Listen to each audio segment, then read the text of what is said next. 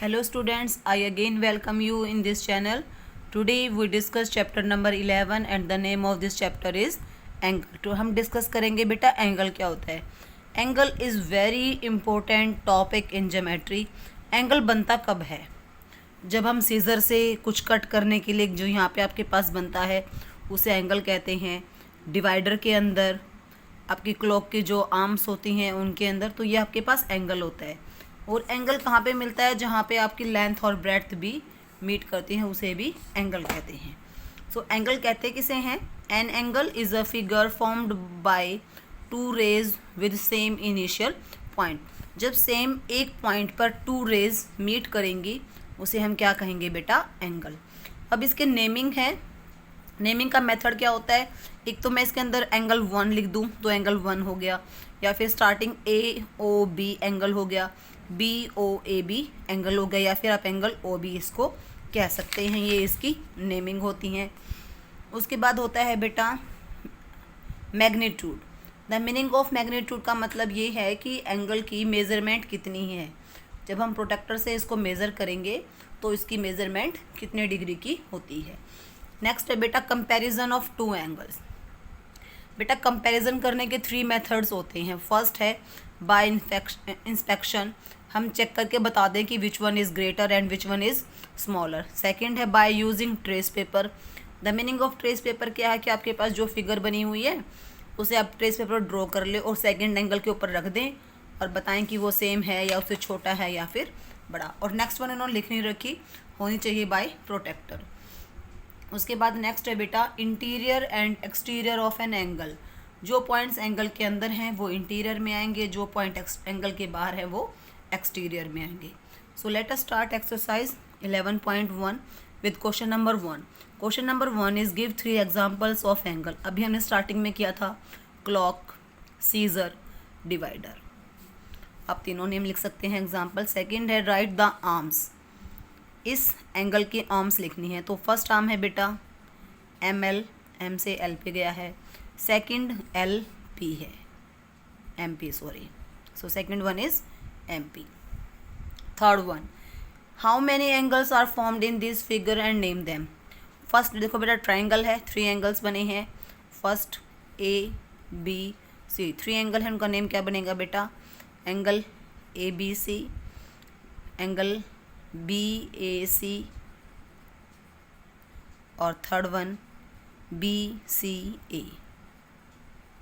Same यहाँ पे 4 angle बनेंगे B A D C, D C B and C B ए.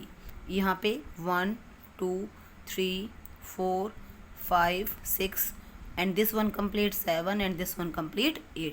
तो आप आई थिंक इनके नेमिंग इजली कर सकते हैं. Now question number 4. Question number 4 is list the point which are the interior and which are the exterior in figure. Figure number 1 में आपको interior बताने हैं और फिगर 2 में आपको एक्सटीरियर बताने हैं. तो बेटा इंटीरियर कौन कौन से बनेंगे? जे एंड सी. एक्सटीरियर बनेंगे बेटा डी एंड बी. और लाइंग ऑन पॉइंट पी बनेंगे M P A. Now question number 5. Question number 5 कह रहा है बेटा इस फिगर में एंगल 1 का सेकंड नेम क्या है? B O D. तो एंगल 1 किसके इक्वल हो जाएगा? बी ओ डी के. सेकंड कह रहा है एंगल 2 का नेम क्या है? बी ओ सी भी कह सकते हैं या फिर सी ओ बी भी कह सकते हैं. एंगल सी का ए ओ सी. और फोर्थ एंगल 4 है, इसका आप नेम दे सकते हैं angle A O D. Now same question number 6 है.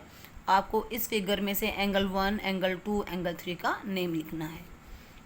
Now question number 7. Question number 7 के लिए बेटा फिगर ये है. स्टेटमेंट रीड करती हूँ मैं, ट्रू या फॉल्स बताना है. Point B is the interior of angle A O B. Angle A O B के अंदर बी पॉइंट है, नो है, तो ये हो जाएगा बेटा फॉल्स. सेकंड है point B is anterior of A O C. A O C B अंदर है, so this one true. Third point A is interior of AOD, AOD interior नहीं है, so again this one false. Point C exterior of AOB, C AOB exterior है, बाहर है, true. Last point D is exterior of AOC, AOC है, D यहाँ है, तो ये भी क्या हो गया, true. Same question number 8, again true false figure में गिवन है. Vertex of an angle lies interior, false. Vertex हमेशा एंगल के ऊपर होता है, इंटीरियर नहीं होता. वर्टेक्स लाइज इन एक्सटीरियर, ये भी फॉल्स है. Vertex of an angle lies on it, ये ट्रू है. ना question number 9, by simply looking this pair, pair को लुक के बताना है कि which one pair is greater observation से. So I think here AO is B is greater, in this PQR is greater, and next one from these two shapes UVW is greater. Now question number 10, using trace paper आपको बताना है कि कौन सा greater है कौन सा नहीं. तो ट्रेस पेपर तो आई थिंक पॉसिबल नहीं है, बट हम प्रोटेक्टर से इसको कर सकते हैं. तो हम प्रोटेक्टर से एंगल्स को मेज़र कर लेंगे. यहाँ पे हमने रखा और इसका मेज़र बन गया नियर बाय 80 डिग्री. यहाँ पे मेज़र करेंगे, सो ये नियर बाय 110 है, so this one is greater. From here PQR is greater, and here RST is greater, and here this one PQR is greater. So this is exercise 11.1. In next video we discuss next chapter, next exercise. Till then, thank you.